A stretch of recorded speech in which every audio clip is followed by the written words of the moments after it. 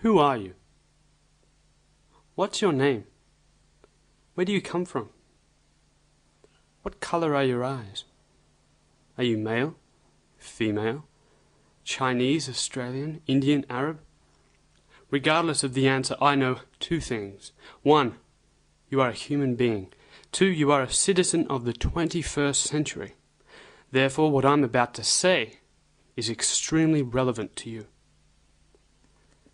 As a human, our strength is not in the sharpness of our teeth or the strength of our jaws, our astute reflexes or our fleet of foot, but rather in our unprecedented capacity to work together, form societies and function as one.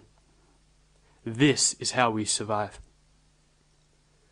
The premise of any democracy is that its subjects formulate the direction of the society. This addresses both the integral oneness of the community and the dynamic uniqueness of the individual. My concern as a citizen regards the current direction of this global society and how it directly compromises our survival. This direction can be discussed under the underlying theme of freedom. Freedom is a term synonymous with democracy, but has recently been used in a variety of situations which transform the contemporary experience of freedom into a 21st century freedom. This 21st century freedom, I will attempt to argue, is a perversion of the individual liberty required for any progressive and free society. To discuss this, I must briefly refer to the 19th century philosopher Georg Wilhelm Friedrich Hegel.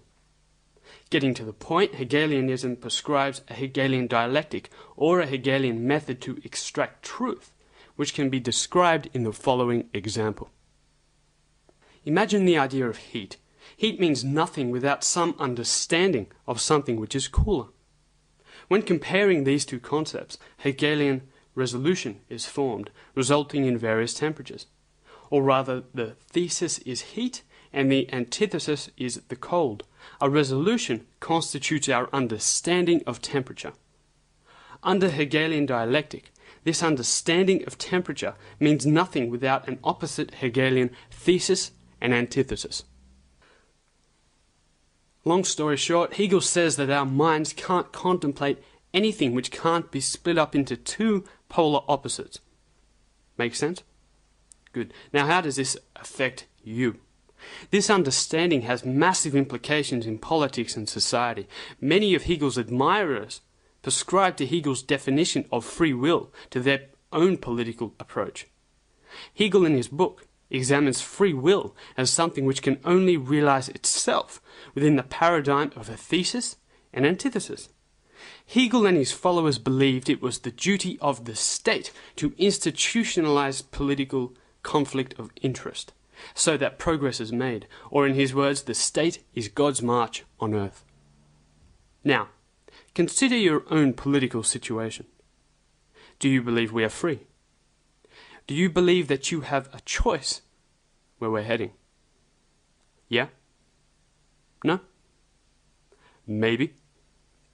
Okay, then answer this question in your mind. What's your politics? I'll let you think about that. Was your answer left? Was it right? Was it center? I asked this question to many people, and the answer is invariably one of these. Now, next question. What's the difference between the left and the right today? I'll give you time to think.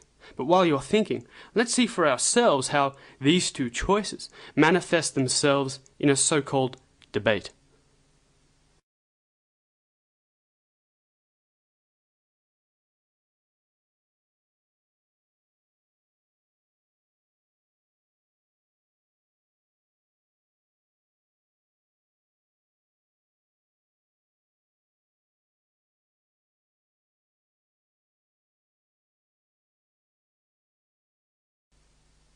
So, got an answer? What's the difference between the left and the right?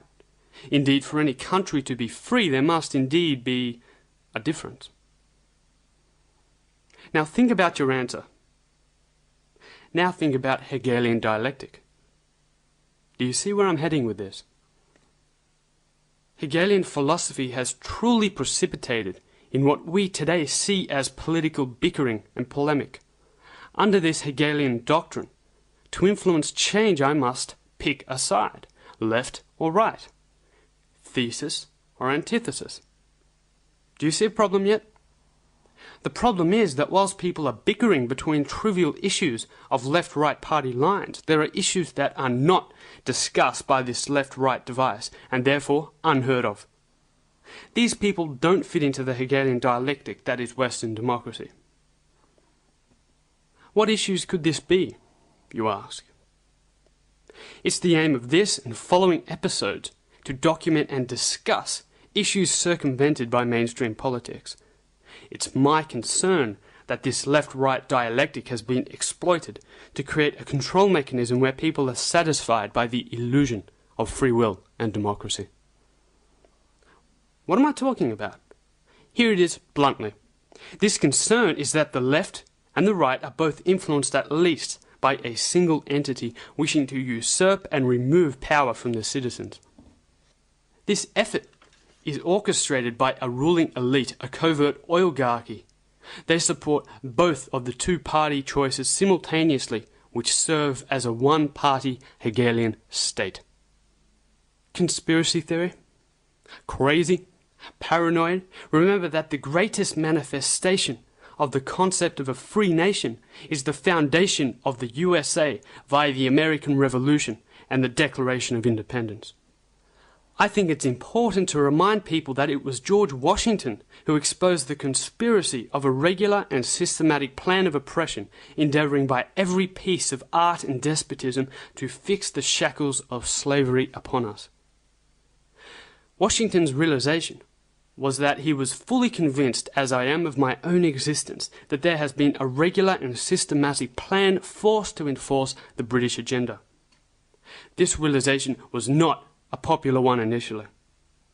If these few brave people did not publicly deplore their realization of this secret dark and deep, their bigamy would have resulted in the British colony of the Americas, rather than the independent United States of America.